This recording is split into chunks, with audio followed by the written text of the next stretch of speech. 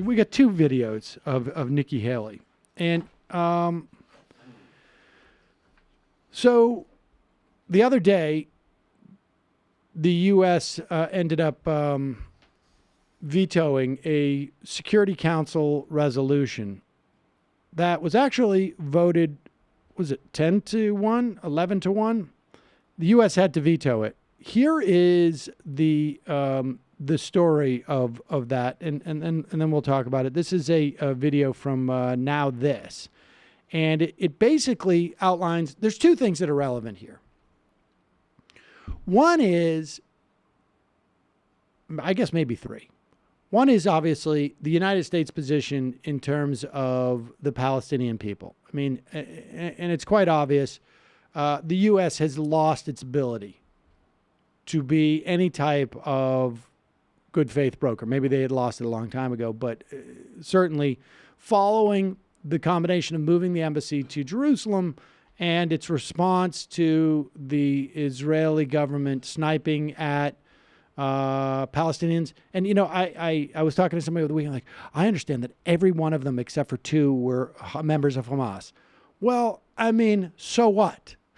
Hamas is actually the governing body in Gaza. You going to go justify killing all those people with a sniper fire? Or is it that they're flying kites that are burning and they're flying it almost over the chain link fence, representing literally zero danger to any Israeli civilians? And it's possible the rocks could have hurt some Israeli soldiers, I guess, being thrown from like 400 yards away or whatever it was. Very true. But here is, but there's another part of this story, and that is the U.S. is losing its ability to do anything on an international stage. I mean, we're becoming more and more isolated.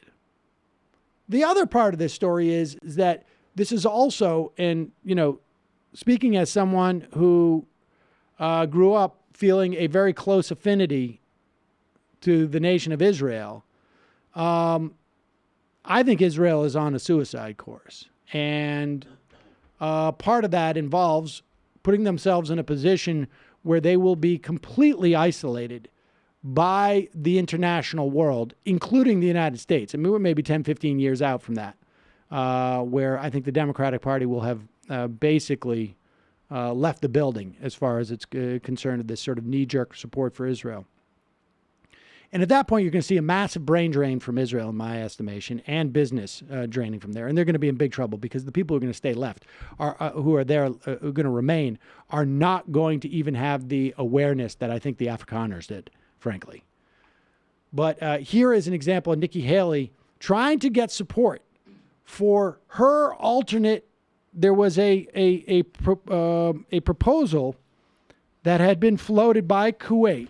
Like I say, it received 10 or 11 votes, can't quite remember, that calls for the consideration of measures to guarantee the safety and protection of the Palestinian civilian population in the occupied Palestinian territories in the Gaza Strip. In other words, maybe we're going to put in UN troops as a buffer to protect the Palestinians from the Israelis. Yes. And it was vetoed by Nikki Haley, and she had a different proposal. And here is video of her put together by Now This, of her going around and begging to get one vote on the Security Council. Couldn't get one. It's all visual, but she's walking over around the council chamber, trying to convince members to sign on. She even appeared to mouth the word please to the Peruvian ambassador.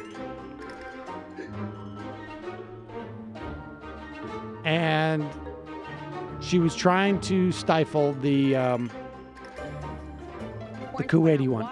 we're pointing fingers at Hamas. It's part of a dehumanizing project because of an Islamophobic trope around Muslims being violent, being driven by irrational hatred. We are able to collapse all Palestinians in their struggle for freedom in that particular demonizing trope to justify lethal use of force where it wasn't necessitated. She pleaded with members to support her draft and reject We Kuwait's. strongly encourage this council to vote against Kuwait's resolution and acknowledge the concerns of Hamas by voting for the U.S. resolution. Each of you have a choice.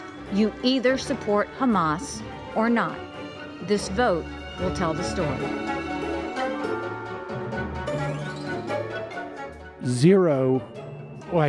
One nation voted for the U.S. resolution. That there was in Just the history US. of the United Nations in which a country to submit a draft resolution and not to receive except one single vote, the vote of the party that did submit that draft resolution.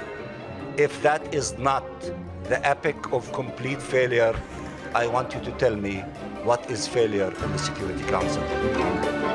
10 nations voted for Kuwait's resolution, and Haley vetoed it. Those Palestinians were so hateful. She basically framed it as you're all voting in support of Hamas. And that is what the U.S. foreign policy is now reduced to.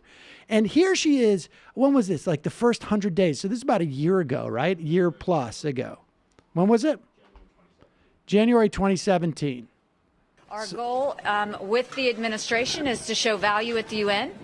And the way that we'll show value is to show our strength, show our voice, have the backs of our allies, and make sure that our allies have our back as well. So there you have it. Don't have our back. There you have it. Total epic failure by the United States. And this is the type of thing, like, can you imagine if Barack Obama, had his ambassador going around the UN begging for votes and couldn't get a single vote? Say pretty please. Unbelievable. Beg. There's a lot of different stories wrapped up in that one. I'm glad that ours failed. We vetoed the Kuwaitis. But what you're looking at is a vision of the future. And both in terms of U.S. Projecting any power in the future, and in this instance, it was not for good. Maybe that's a good thing. But you're also looking at the future for the Israeli-Palestinian conflict. And it's not going to get prettier, that's for sure.